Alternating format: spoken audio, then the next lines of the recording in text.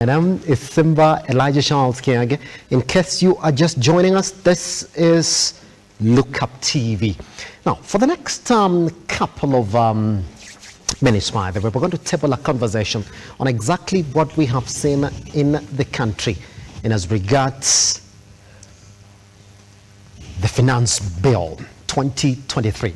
So it is the politics around the Finance Bill 2023, and this is how I would like to introduce this particular conversation. Then, before introducing the guests who are going to join us shortly for this particular conversation, I'd like us to run a story, number one, on what Raila Odinga has exactly said about this particular bill, so that we introduce the politics from there. And this is our first story on our bulletin, with the Finance Bill awaiting its tabling in the National Assembly for the second reading. As Azimio Umoja leader Raila Odinga has urged the opposition allied legislators to shoot down the bill. Odinga hinted at giving the way forward on what avenue the opposition will take come Thursday, when the bill will be tabled in Parliament. Let's take a look at this story. Once we come back, then I will be introducing the guests who are with us in the studio so that we can table that conversation in the way that it deserves. President Ruto's administration last week regarding the finance bill, with Odinga urging the president to scrap the bill. The Azimio Supremos today indicated resumption of the anti-government demonstration, with Thursday set for the declaration of the way forward. We are going to tell Kenya what to do. I've been asked whenever I go, tangaza maandamano. We are putting them on notice. Tutatangaza. Tutatoa msimamo wetu kamili siku ya Alhamisi. Siku ya Alhamisi tutatoa taarifa yetu kamili. Tutaeleza Wakenya kinagaubaga msimamo wetu kwa nini sisi tunapinga hiyo mswada. Ile hatua ambayo tunataka Wakenya wachukue. While addressing the media at his Nairobi headquarters, Odinga hinted that all Azimio allied legislators instructed to shoot down the bill, which will be tabled for the second reading on Thursday. Mswada ikiletwa kule kwa vitisho, wakishurutisha bunge kupitisha hiyo mswada. Lakini wabunge wetu wote tayari wameambiwa wapinge vikali hiyo mswada. Kama wewe ni mwanaazimio, pinga kabisa. Na wale wabunge ambao wataunga mkono hiyo mswada, nataka wale wapigaji kura wao waweke wao kwenye darubini, ili wajue kwamba wao ni wasaliti wa wananchi wa Kenya. The ODM party leader took a swipe at the government over what he termed as harassment of Maina Njenga and his supporters in the name of fighting the outlawed Mungiki gang. Njama ya kujaribu kunyanyasa vijana wa mkoa wa kati katika taifa letu. Tumeona njama ikifanywa kujaribu kufanya hata hawa ni watu ni wahalifu, ati ni Mungiki na kadhalika. Wengine wanashikwa, kwa mfano Mheshimiwa Maina Njenga.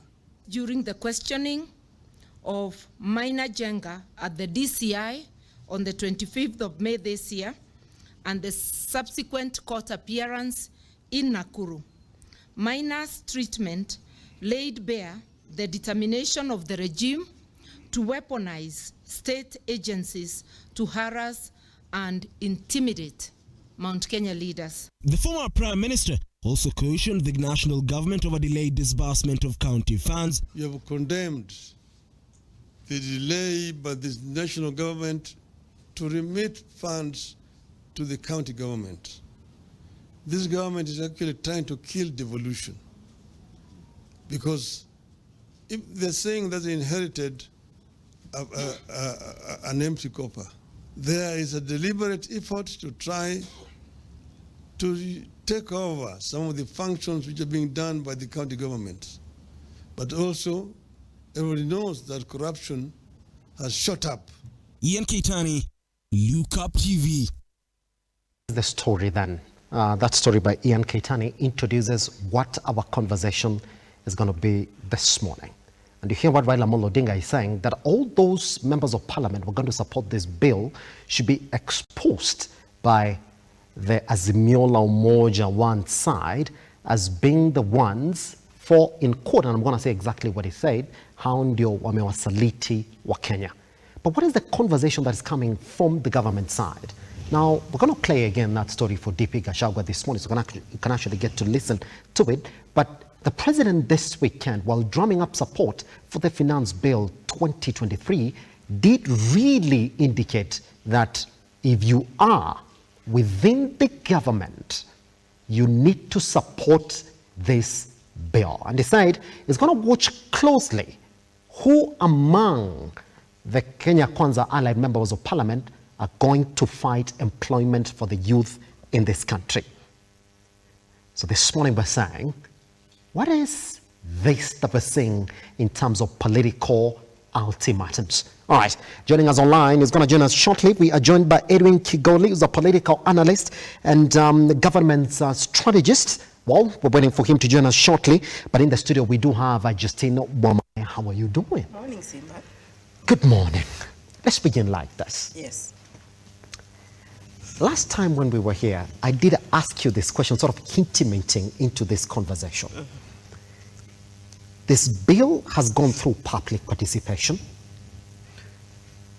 We would like to think that every other concerned Kenyan has looked at it, read it, and represented their views on it. Well, it's now moved from Kenyans. It's going to go back to the National House this week. But then my question is, if you listen to the language of the Kenya Kwanza leaders, even before the bill was tabled in the public domain, Justin, we hear them say, well, it has to go through. The government doesn't lose, you know? All right. Yesterday, again, if you look at the comments of one senator, Gerald Gay, you will see exactly who is speaking for. He's speaking for the government. If you listen to one, President William Ruto, again, he's on the spot saying, well, I'm going to look keenly as the members of parliament are going to go through their business in the house and mark who among the Kenya Kwanza members of parliament is going to go against this bill. Essentially saying, who is that who is against government agenda, which is employment and provision of services to Kenyans, right? Just before we come back again, I want us to look at this story for Gachagua as well, and then come back and join those conversations. Because indeed then it's going to inform what those two leaders are essentially speaking about. Let's take a look at it. Once we come back, Justina Wamae and I are going to start that conversation. As the push and pull on revenue allocation between the national government and counties continue, Deputy President Rigathi Gachagua has called on governors to support the Finance Bill 2023, saying it will help in collecting revenue that will be used to finance counties. That all the current expenditure will be met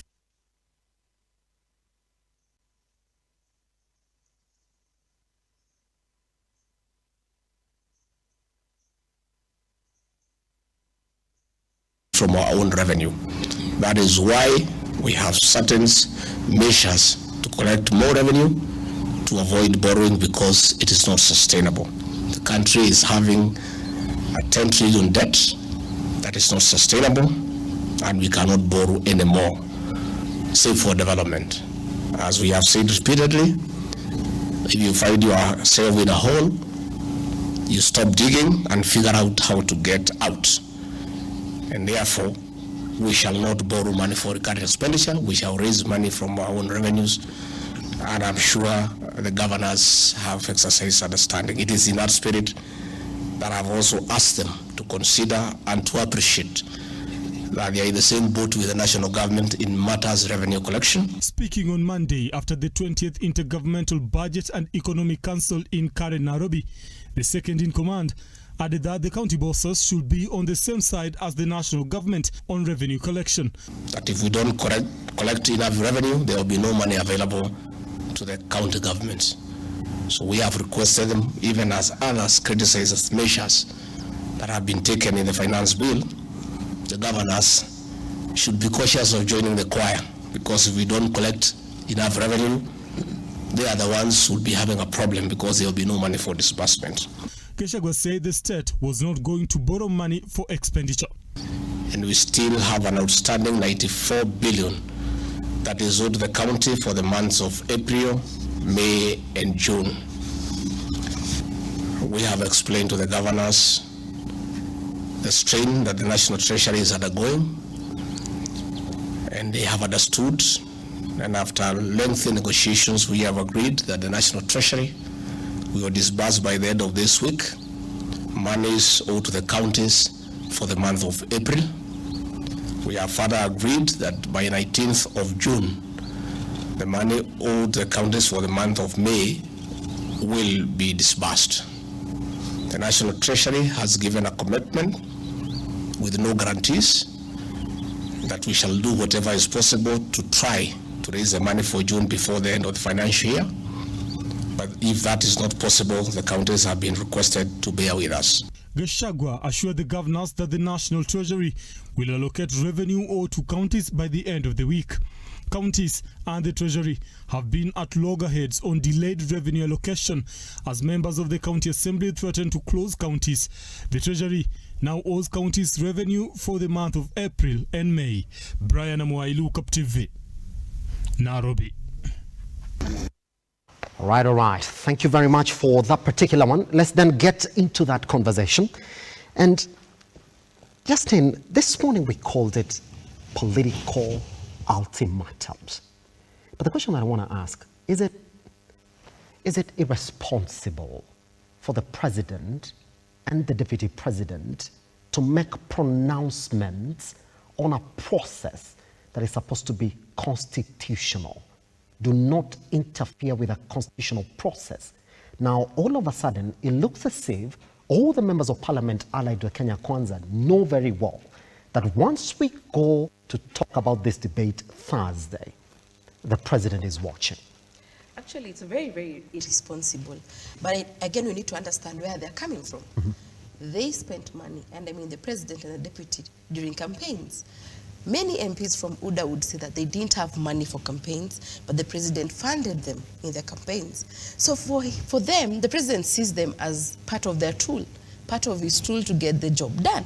So this is a time for them kurudisha mkono, because I gave you money, now I want to see you doing what I gave you the money for. So one, the independence of our MPs is gone. Because you see, the money was given so that Kenyans can see that the president was on the ground. Yes. Remember, the president would go for many harambes in Central. Now is the time you're paying back. So it is very irresponsible, but he's reaping what he invested. So it goes back to the citizen. If you want your leader to be independent-minded, if you want your leader to represent you without fear or bias from the party leader, then stop asking for money. Right now, we are saying that we'll be looking at the MPs who are going to vote for the finance bill. But do they have a choice? Simba, they don't have a choice. The MPs have to do what their master told them or is telling them. So as it is, I feel like the president and the deputy are still hung up to the Moi era, where Moi would say anything and people listen. Yes. They're forgetting this technology, this new information. There's a new generation of Kenyans who don't even care what you're telling them. So, but I'm afraid for the MPs, because they can't ask the question, if you watch us, what will you do? What will you do about that? What will you do about it? They can't ask. So they are not independent. And the MPs, I dare say, are our weakest link when it comes to democracy. Yes. But have we empowered them enough to give them the independence? No, we haven't, the citizens. If you look at even how the members of parliament are talking about, Justin, it's not just about the president and the deputy president. I mean, I've taken you back 2 weeks ago when this particular bill was drafted and then thrown back to public participation. Even then, there were key members within the Kenya Kwanza government who were saying, well, this one has to go through, and the government doesn't lose. So it's not just a question of the president and the deputy president. Again, it goes a long way telling that this again has now become a battle between the opposition and the government. Those people who are saying that the government never loses, of course, they're speaking for the president. Yes. But when you look at also Azimio, their role is to discredit government, that we know as opposition. But I feel they're taking advantage of the situation. They also had the housing levy. They had their own proposal on housing, but they're not speaking about it now. So probably the problem that Kenya Kwanza is facing now is what Azimio would have faced if they got into power. Yes. So I feel like these two the major players, so to speak, in terms of numbers, Azimio and Kenya Kwanza, Kenyan is lost in between their battles. There's a battle of egos, and it goes to show that they don't care about even our economy. They don't even care about the plight of the ordinary Kenyan. Remember when Raila says that on Thursday they're going to give direction. This country is still in a panicky mood. The investors, smart money will always leave where there is no political stability. I dare say that in as much as Kenya Kwanza is sabotaging us economically with their taxes, with their levies, Azimio is sabotaging the country through political instability. So they need to realize that in as much as you're discrediting the other person, don't keep the environment, the business environment, in a way that investors will run away. So now the president is saying that housing is for purposes of creating employment. And then they go to tell us that they're waiting for the developers, investors from out there, I'm assuming. But can they come to a country where it's seen that there'll be instability? No. No one wants to risk their money. No one wants to risk even their staff, the international staff who are coming here. So the two of them are a threat to our democracy. Yes. Justin, just before we even throw the ball to what the president and the deputy president have been talking about, can I take you back a little bit to how this process indeed started? Is it not